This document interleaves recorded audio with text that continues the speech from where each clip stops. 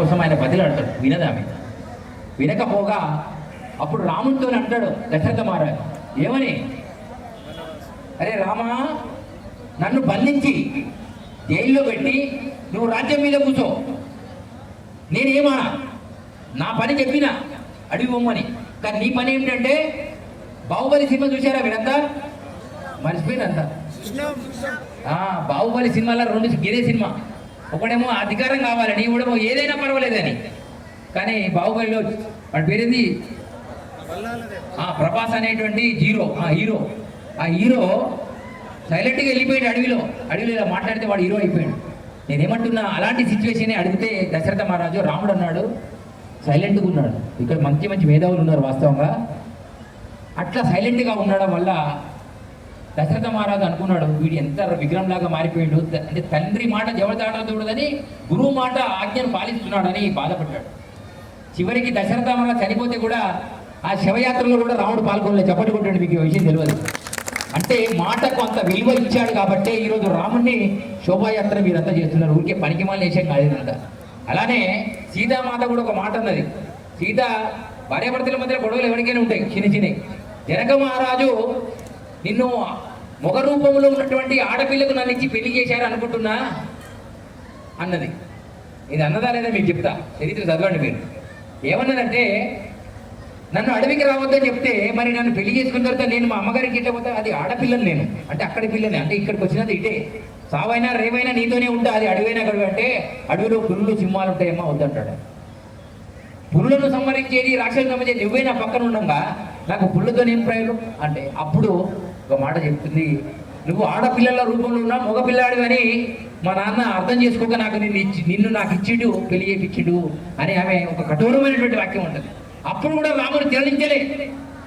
సరే గురుధర్మం పాటించాలి కాబట్టి నేను పడదకు తప్పదు అనుకున్నాడు ఆయన. అలా పాటించితే అప్పుడు మారీచుడు అనే రాక్షసుడు ఇలాంటివన్నీ విన్న తర్వాత రామో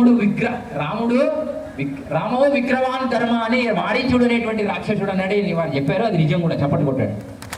అంటే రాక్షసులకు అర్థమవుతుంది, ఈ దేశంలో కొండగర్రెలు ఎక్కువ ఉన్నారు, ప్యాకెట్కు బీరు ప్యాకెట్కు మసాలా ప్యాకెట్కు వైన్ షాప్లకు అలవాటు పడి ఎవడికి పడితే వాడికి ఓట్లేస్తారు.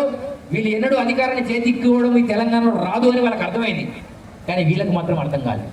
ఎందుకు అర్థం కాలేదంటే, వాళ్ళు మాత్రమే ఈ దేశాన్ని 800 సంవత్సరాలు పాలించారు. ఎన్ని వందలు? 70 సంవత్సరాలు, 60 సంవత్సరాలు కాదు. నరేంద్ర మోడీ 12 సంవత్సరాలు కాదు. ఎన్ని సంవత్సరాలు?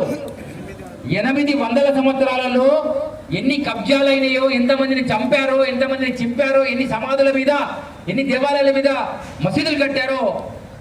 ఇంకా ఆర్కియాలజీ డిపార్ట్మెంట్ కాదు, ఇంకా కొత్త డిపార్ట్మెంట్ వస్తే దానికి కూడా దొరకదు ఆవరణ. నేను చెప్తున్నా మీకు.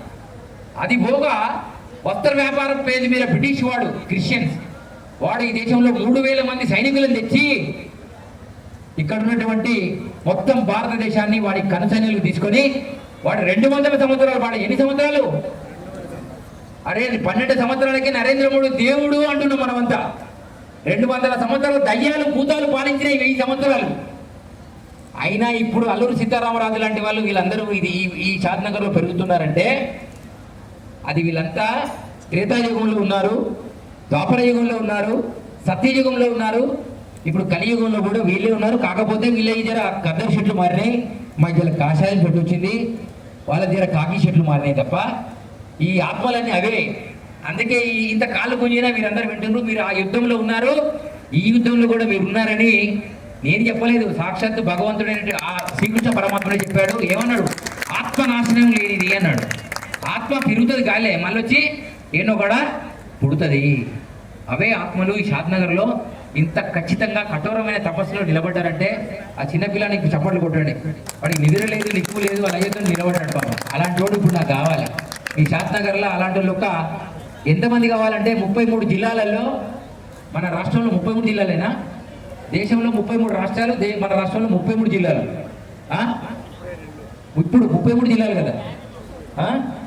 నాకు జిల్లాకు ఒక 500 మంది నాలాగా ఆలోచన చేసేవాళ్ళు, సుభాష్ చంద్రబోస్ లాగా ఆలోచన చేసేవాళ్ళు, స్వామి దయానందు, వివేకానంద స్వామి, వీరబ్రహ్మేంద్ర స్వామి, అల్లూరు సీతారామరాజు లాగా ఆలోచన చేసేటువంటి సైనికులు మీ షాద్నగర్లో 50,000 మంది రాబోతుంది. ఎందుకంటే వాళ్ళకి వస్తే ఛాయ్ వచ్చే దమ్ము నాకు లేదు.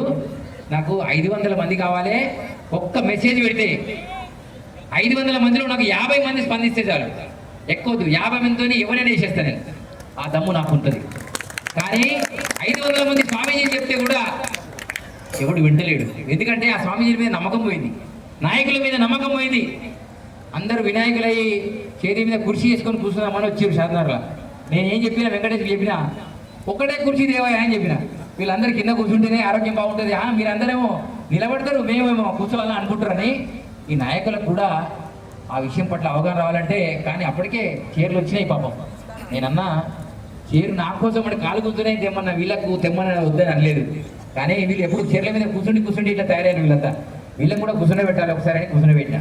మంచిదే కదా? ఎక్కడ చూడు వీళ్ళే, నరేంద్ర మోడీ దగ్గర ఫోటో దిగేది వీళ్ళే, బండి సంజయ్ దగ్గర ఫోటో దిగేది వీళ్ళే, కేసీఆర్ దగ్గర ఫోటో దిగేది వీళ్ళే, రేవంత్ రెడ్డి దగ్గర ఫోటో దిగేది వీళ్ళే. మరి సామాన్య కార్యకర్త ఎప్పుడైనా వాళ్ళ దగ్గర ఫోటో దిగాలని ఎప్పుడైనా వీళ్ళు జరిపిరా పక్కకు? మీరు వీళ్ళు కూడా మారాలి, వీళ్ళని మార్చాలి. మీరంతా ఆలోచన చేయండి. ఎందుకంటే తనకు తెలియదు. నాతో వచ్చి చాలా మంది ఫోటో దిగిరు, ఎందుకు దిగుతారో నాకు కూడా తెలియదు. నేను ఎవరో తెలియనే తెలియదు. ఎందుకు దిగుతారు అంటే వేషం మంచిగున్న స్వామి అని దిగిరు అంతే. ఇప్పుడు అర్థమైంది కదా? ఎవడి డోలు వాడు కొట్టుకునే రోజులు వచ్చినాయి. ఒక్కొక్క చెప్తున్నా, కార్యకర్తలను కాపాడుకోలేని నాయకుడు, కార్యకర్తలను కాపాడుకోలేని ముఖ్యమంత్రి, ప్రధానమంత్రి, భక్తులను కాపాడుకోలేనటువంటి పురోహితుడు, శిష్యులను కాపాడుకోలేని గురువు ఈ దేశంలో చావుకు దగ్గర కావడానికి రెడీ ఉండాలని సందర్భంగా నేను తెలియజేస్తున్నాను. ప్రతి మసీదులో 5 నిమిషాల తర్వాత ఇదే ప్రవచనం జరుగుతుంది. ఎవరెవరు ఎట్లా చేయాలో ప్రణాళిక ఉంది.